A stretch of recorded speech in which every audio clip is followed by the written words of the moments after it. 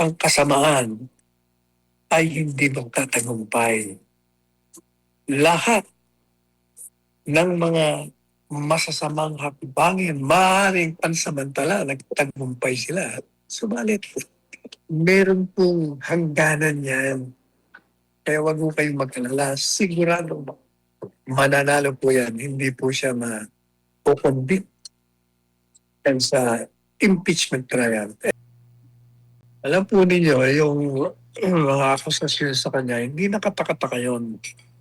Marami pang darating na mga black propaganda laban kay BP Sara. Yung pagtatapon ng laptop, obviously, kasinungalingan yun. Talagang kasama yun sa paninira sa kanya. Pati na yung, ano pa yung sinasabi? Maraming black propaganda sa kanya na paulit-ulit lang naman nilang sinasabi kasi siguro naniniwala sila doon na a lie repeatedly said nagkakaroon ng buhay na may katotohanan.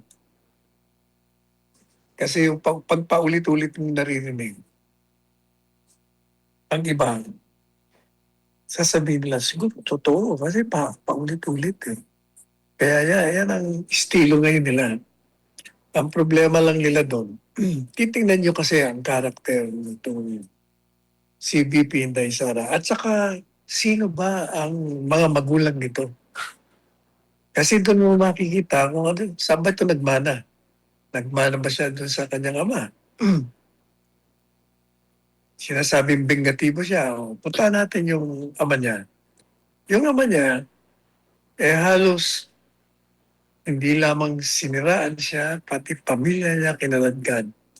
Nung nasirang Boy Nograles, yung kongresista, na naging speaker. Kung sa iba-ibang tao yun, baka na kung hindi man siya na baril, siya idinimanda. Pero nakita po natin si Presidente Duterte nung kasagsagan ng panglalait sa kanya at sa kanyang pamilya, wala akong narinig, walang demanda na isinampa. Pinabayaan niya lang. Kasi para sa kanya, yung pag-aatake sa kanya, bahagi yan, teritoryo yan ng pagiging public servant. Kaya pinabayaan niya. O madali sabi, hindi bingatibo. Kahit anong presidente siya, hindi ba? Lahat ng dyaryo, kinakastigo siya. Lahat ng paninira, kay Trililing, lahat ng kalaban niya, talagang siniraan siya na siniraan. Pati yung mga dating tauhan niya, nung nabayaran o sumamalo, siniraan din siya. Pero wala ko kayong narinig sa kanya na balikan o pagigantihan o nagdemanda man lang, wala. Madali sabi, hindi siya bingatibong tao. Masyado nga mabait yun. Patawad nga ito eh. Kaya yung anak niya, ganun din. Ang nakikita nyo lang na reaksyon kay BP Sara at kay dating Presidente Duterte pag ito'y nagagalit, nagbumura, dahil meron nung kadahilanan. Yung kanilang righteous indignation ay napuprovoke ng oppression. Kagaya nung kay Inday Sara, bakit ba nasuntok niya yung sheriff? Kasi kailangan tingnan niyo yung sitwasyon noon. Ang sitwasyon noon, merong i-demolish na mga squatters yung lugar na yon. Kaya yung mga tao, siyempre, ayaw nilang pumayag.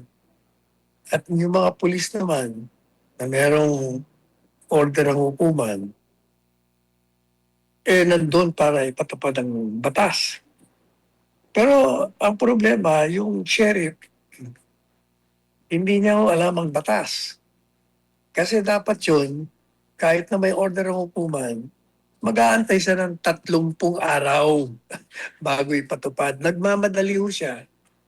At sinabihan siya ni Mayor Sara at that time na huwag mo munang ipatupad yung batas, yung order na yan kasi darating ako dyan, antayin mo.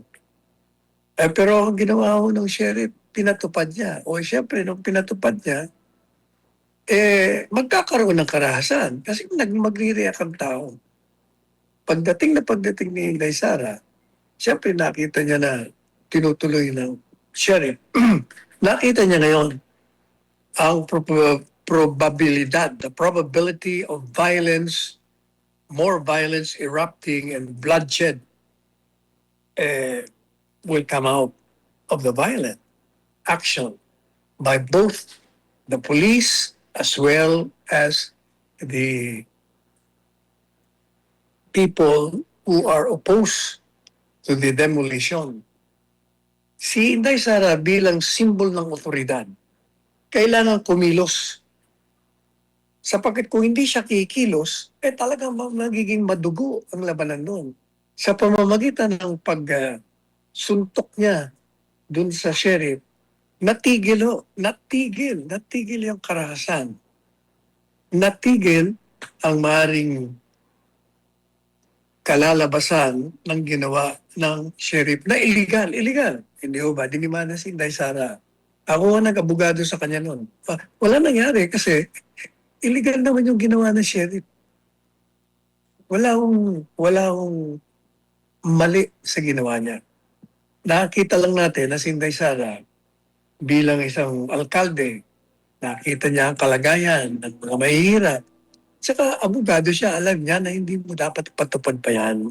Meron pa siyang 30 araw na maghihintay ka. O kaya, yun po ang nangyari. Tingnan niyo naman yung nangyari doon sa House of Representatives nung sinasabing nagwala daw siya. Nagalit siya, di ba? Ba't naman hindi magagalit?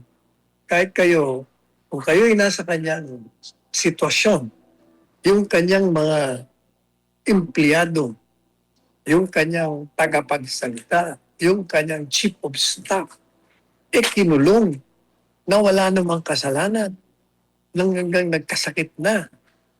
Talagang bilang isang boss, kailangan pagtanggol mo ang iyong mga sinasakupan. Kaya nagsalita siya at nagalit siya, tumawag siya ng press con. At yun naman nung isa pa nga pala, yung demanda sa kanyang meron daw siyang planong pagpatay at nag-hire na daw siya ng assassin. Alam po ninyo, kung titingnan ninyo, hindi naman yung sinabi na dahil galit siya. Hindi yun.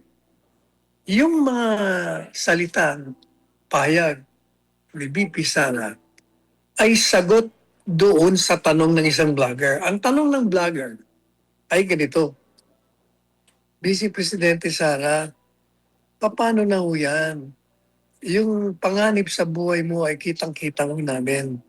Talagang pinaplanong kang tanggalin, patayin ng mga kalaban mo sa politika. Madalit sabi, yung vlogger was expressing fear, apprehension for the security and safety of the Vice President.